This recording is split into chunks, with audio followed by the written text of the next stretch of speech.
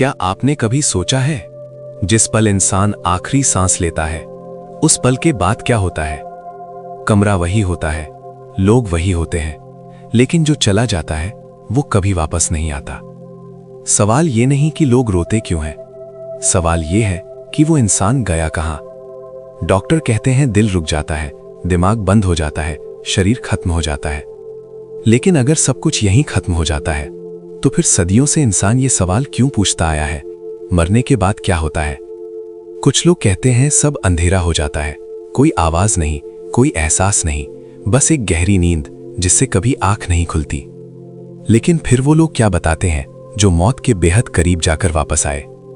कई लोगों का कहना है उन्होंने अपने शरीर को ऊपर से देखा, डॉक्टरों को भागते देखा, अपने अपनों को रोते देखा, जबकि उनका दिल उस वक्त धड़क ही नहीं रहा था। कुछ लोग एक सुरंग की बात करते हैं, एक लंबी शांत सुरंग जिसके आखिर में एक तेज रोशनी होती है, इतनी सुकून देने वाली कि वापस आने का मन ही नहीं करता। विज्ञान इसे दिमाग का आखिरी खेल कहता है, ऑक्सीजन की कमी, न्यूरॉन्स का भ्रम। लेकिन सवाल यह है, अगर ये सिर्फ भ्रम है तो अलग अलग देशों, संस्कृतियों और धर्मों के लोग एक जैसी चीजें क्यों बताते हैं? धर्म कहते हैं कर्म का हिसाब होता है, अच्छे कर्म तो शांति, बुरे कर्म तो पीड़ा।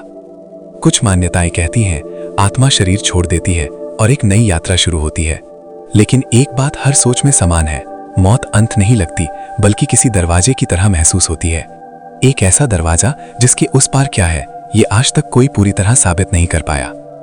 और शायद यही वजह है कि मौत से ज्यादा डरावनी चीज मौत नहीं, बल्कि वो अनजाना है जो उसके बाद शुरू होता है।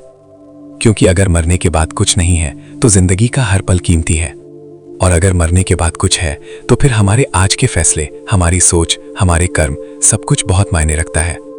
शायद सच ये है कि मरने के बाद क्या होता है, इससे ज्यादा जरूरी ये है कि मरने से पहले हम कैसे जीते हैं। क्योंकि सवाल मौत का नहीं है, सवाल उस कहानी का है जो हम पीछे छोड़ जाते हैं।